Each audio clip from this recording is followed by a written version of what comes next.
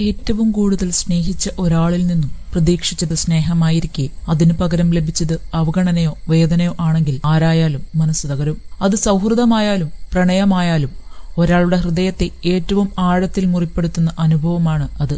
സ്നേഹത്തോടുകൂടി വിശ്വാസവും പ്രതീക്ഷകളും ചേർന്നിരിക്കും. പക്ഷേ അത് തകർന്നു പോയാൽ ജീവിതം തന്നെ ശൂന്യമാകും. സോനയും അത്തരമൊരു വേദന അനുഭവിച്ച പെൺകുട്ടിയായിരുന്നു. അവളുടെ മനസ്സിൽ നിറഞ്ഞിരുന്നത് നിരാശയും വിഷാദവുമായിരുന്നു.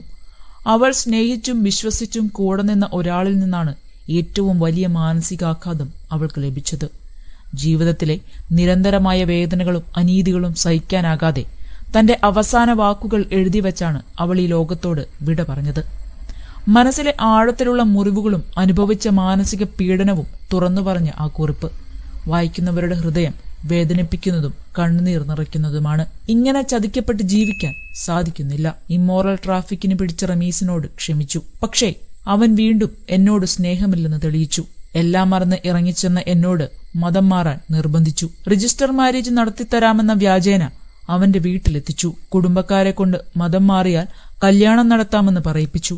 റമീസ് ചെയ്ത തെറ്റുകൾ അവന്റെ വീട്ടിൽ ഉമ്മയും ഉപ്പയും അറിഞ്ഞിട്ടും യാതൊരു നടപടിയും സ്വീകരിക്കാത്തത് എനിക്കവരോട് അകൽച്ചയുണ്ടാക്കി. സഹദ് എന്ന കൂട്ടുകാരൻ എന്റെ കൂടെ വരാമെന്ന് പറഞ്ഞ റമീസിനെ പിന്തിരിപ്പിച്ചു.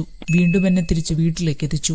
മതം മാറാൻ സമ്മതിച്ച് എന്നോട് പിന്നീടും റമീസും കൂട്ടുകാരും കുടുംബക്കാരും ക്രൂരത തുടർന്നു. മതം മാറിയാൽ മാത്രം പോരാ, തന്റെ വീട്ടിൽ നിൽക്കണമെന്നും കർശനമായി പറഞ്ഞു. ചെയ്ത തെറ്റിന് ഒട്ടും തന്നെ കുറ്റബോധമോ എന്നോട് സ്നേഹമോ റമീസിൽ ഞാൻ കണ്ടില്ല. എന്നോട് മരിച്ചോളാൻ റമീസ് സമ്മതം നൽകി. വീട്ടിൽ ഇനിയും ഒരു ബാധ്യതയായി നിൽക്കാൻ സാധിക്കുന്നില്ല. അപ്പന്റെ മരണം തളർത്തിയ എന്നെ മുകളിൽ പരാമർശിച്ച വ്യക്തികൾ ചേർന്ന് ഇന്ന് മരണത്തിലേക്ക് എത്തിച്ചിരിക്കുന്നു. ഞാൻ പോകുന്നു. അമ്മയും ചേട്ടനും എന്നോട് ക്ഷമിക്കണം. ഞാൻ അപ്പന്റെ അടുത്തേക്ക് പോകുക എന്ന് സോന എൽദോസ്. ഇതായിരുന്നു സോനയുടെ അവസാന വാക്കുകൾ.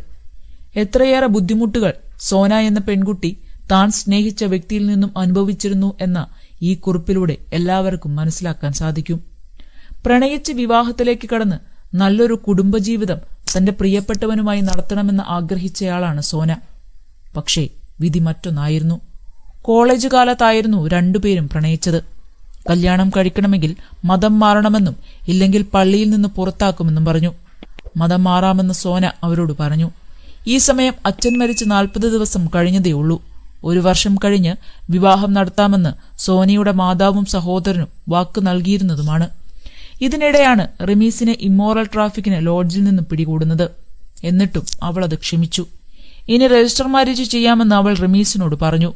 കൂട്ടുകാരിയുടെ വീട്ടിലേക്കെന്ന് പറഞ്ഞ് വീട്ടിൽ പോയി. അവിടെ നിന്ന് റമീസ് സോനയെ വീട്ടിലേക്ക് കൂട്ടിക്കൊണ്ടുപോയി.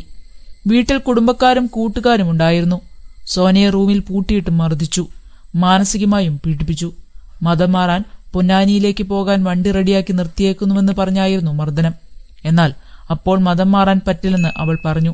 നീ മരിക്കുന്ന റമീസ് അവളോട് പറഞ്ഞു. മതം മാറാൻ നിർബന്ധിച്ചുവെന്ന് എഴുതി വെച്ചാണ് അവൾ ജീവൻ ഒടുക്കിയത്. സോനയുടെ മരണത്തിൽ വളരെ ദുഃഖത്തിലാണ് സഹോദരനും അമ്മയും. അതേസമയം റമീസിനെതിരെ പോലീസ് കേസ് രജിസ്റ്റർ ചെയ്തിട്ടുണ്ട്.